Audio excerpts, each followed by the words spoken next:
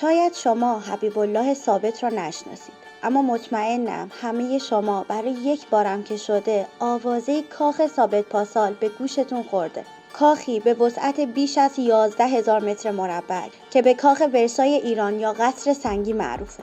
به نظر شما یک فرد چقدر باید سرمایه داشته باشه که همچین کاخ باشکوهی رو بسازه؟ امروز میخوام از کسی بگم که تخمین زده بودن بعد از شاه ایران ثروتمندترین فرد در ایران و 10% کل سرمایه ایران برای ایشونه. تا آخر این ویدیو جذاب حتما همراه ما باشید. حبیب الله ثابت در سال 1282 شمسی در تهران در خانواده بهایی و اهل کاشان به دنیا آمد. پدرش تحصیلات نداشت ولی یک تاجر پارچه زیرک و سختگوش بود. مادرش کشور ارجمند ثابت از خانواده پزشکان برجسته بود. خانواده ثابت از نظر مالی ضعیف بودند. با این حال پدر و مادرش او و خواهرش را به مدرسه بهایی تربیت و سپس به مدرسه سنلویی تهران برای تحصیل فرستادند. مدرسه فرانسوی که عموماً فرزندان اشراف در آن ثبت نام می‌کردند. در دوران کودکی او ایران تحت حکومت قاجار بود. او به سرعت متوجه شد که برای پیشرفت کشور باید تغییراتی بنیادین ایجاد بشه. او تحصیلات ابتدایی خودش رو در تهران گذروند. سپس به کشورهای اروپایی سفر کرد تا از تکنولوژی‌های نوین و علوم جدید بهره برداری کند.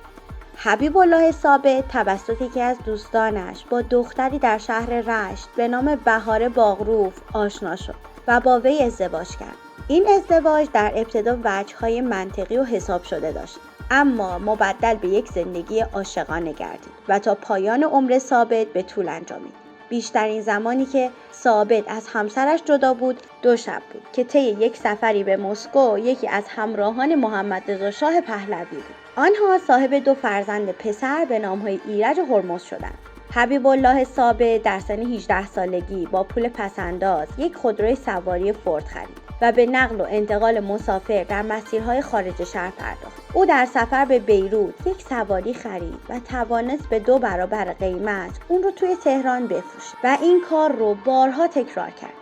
ثابت در سال 1936 با خرید 2 دستگاه کامیون از فرانسه توانست نخستین کمپانی ترابری مدرن رو در ایران با نام اداره حمل و نقل ثابت راه اندازی کنه. او همچنین موفق به اخذ جواز جابجایی مرسولات پستی شمال کشور شد که قبل از آن با الاغ انجام می گرفت. در سالهای بعد به دلیل حسن انجام خدمت امتیاز مرسولات پستی شهرهای دیگری نیز به وی واگذار گردید. حبیب الله ثابت همچنین در خلال احداث راه آهن ایران قولنامه‌هایی برای حمل و نقل مساله با یک شرکت مهندسی دانمارکی هم منعقد کرد. از دیگر افکار موفق‌آمیز حبیب الله ثابت در زمینه سرمایه‌گذاری تأسیس کارخانه لوازم خانگی و اداری چوبی بود. ماشین‌آلات ضروری رو از آلمان خریداری کرد و سفارش‌های ساخت شایگانی از سوی وزارت کشور گرفت. همچنین رضا شاه قرارداد انحصاری تأمین لوازم اداری قوه قضاییه و وزارت شهرداری آن زمان رو با وی منعقد کرد. با اشغال ایران توسط شوروی و انگلیس در سال 1320 شمسی و عزل رضا شاه، حبیب الله ثابت تصمیم به ترک ایران و مهاجرت به آمریکا گرفت. درست زمانی که به خاطر جدیت، سازماندهی و فعالیت‌های تجاری متعددی معروفیت چشمگیری به عنوان یک کارآفرین کسب کرده بود. حبیب الله ثابت در نیویورک 2 بار فعالیت خودش را شروع کرد. وی ابتدا به واردات کتیرا از ایران پرداخت که موفق نبود.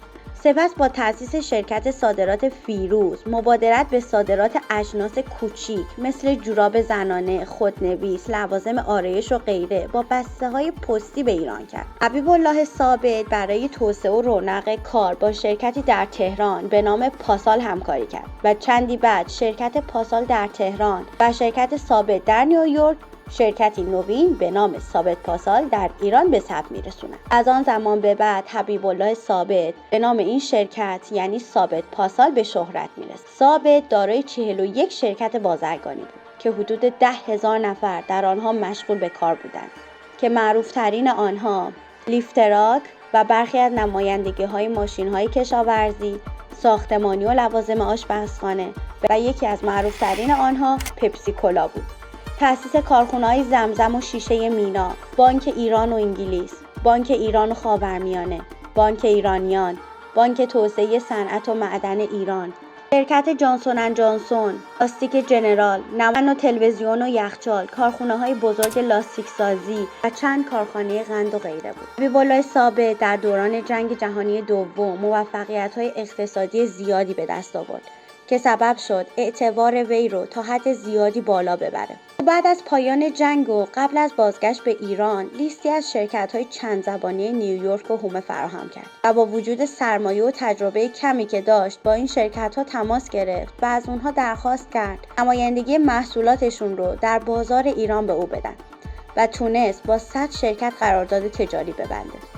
او از این طریق به سود زیادی دست پیدا کرد، به گونه‌ای که مجله تجاری در سال 1974 دارایی او را 1/10 کل دارایی ایران تخمین زد. نیویورک تایمز هم او را مردی شیفته عتیق جاد معرفی کرد که می‌تواند به 6 زبان زنده دنیا صحبت کند.